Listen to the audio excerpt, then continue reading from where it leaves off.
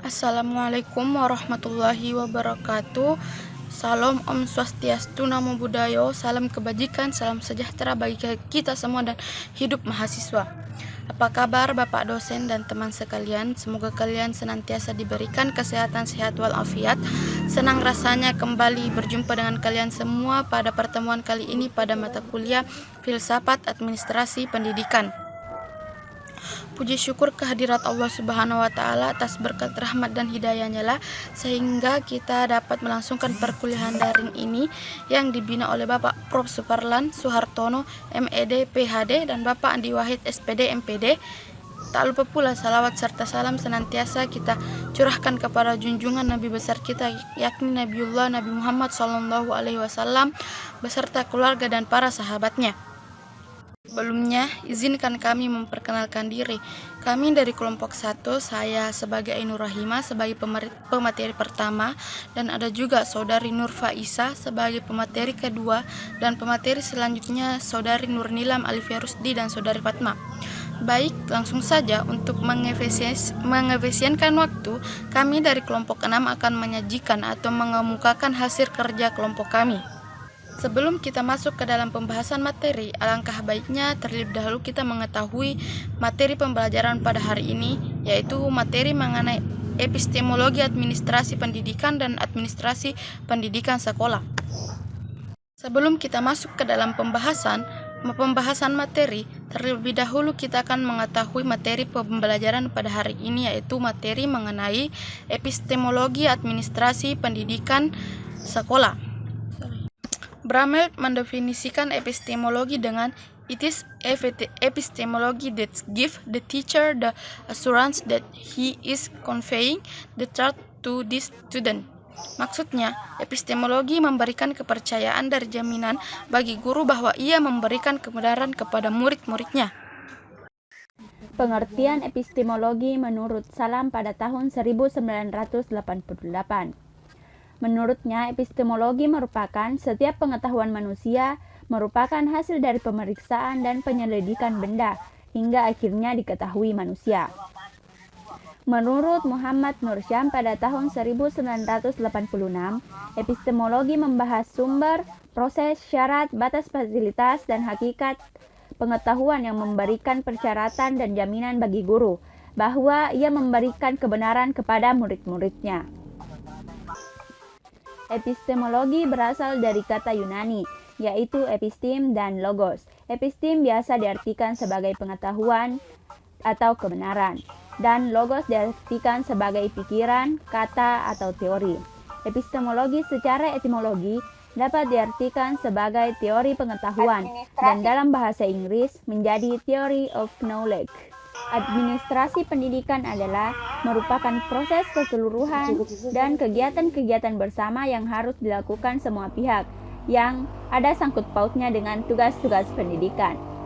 Mencakup kegiatan-kegiatan perencanaan, pengelolaan, pengarahan, dan pengawasan khususnya dalam bidang pendidikan yang diselenggarakan di sekolah-sekolah. Administrasi pendidikan bukan hanya sekedar kegiatan tata usaha seperti yang dilakukan di kantor-kantor tata usaha sekolah atau kantor-kantor inspeksi pendidikan lainnya. Secara epistemologi, ilmu administrasi cenderung untuk membatasi diri pada hal-hal tentang persepsi dan pemahaman intelektual seseorang. Pemahaman intelektual seseorang pada ilmu administrasi utamanya adalah logika sebagai pengetahuan yang mempelajari segenap asa, aturan, dan tata cara penalaran dari suatu objek yang dipikirkan dengan benar. Materi selanjutnya mengenai administrasi pendidikan sekolah. Administrasi pendidikan sekolah adalah salah satu hal penting dalam penyelenggaraan pendidikan. Pengelolaan administrasi sekolah yang baik sangat dibutuhkan untuk dapat memberikan pelayanan kepada pihak terkait dan untuk menghasilkan kinerja yang lebih baik. Berikut faktor penting dalam pengelolaan administrasi yang baik, yaitu ketepatan, keakuratan, dan kecepatan penyajian data atau informasi. Salah satu tugas tenaga administrasi sekolah dalam suatu instansi adalah surat menyurat. Karena itu, administrasi sekolah sering disebut pekerjaan tulis-menulis yang menghasilkan surat dan kemudian terkumpul menjadi arsip.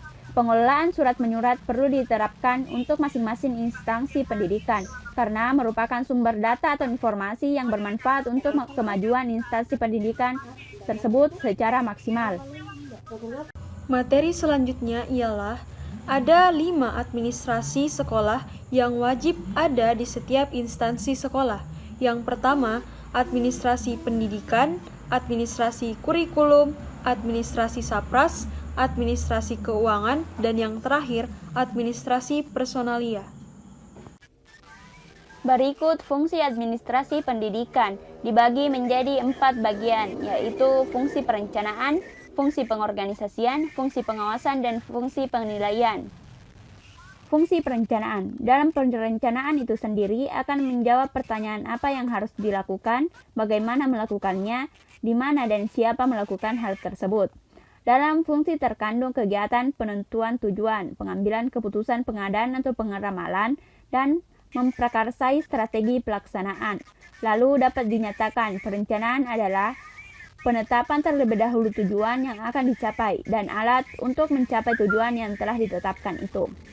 Fungsi kedua yaitu pengorganisasian, yang berarti upaya membina dan memapankan hubungan antara kegiatan dan faktor fisik yang harus dilakukan dan diperlukan.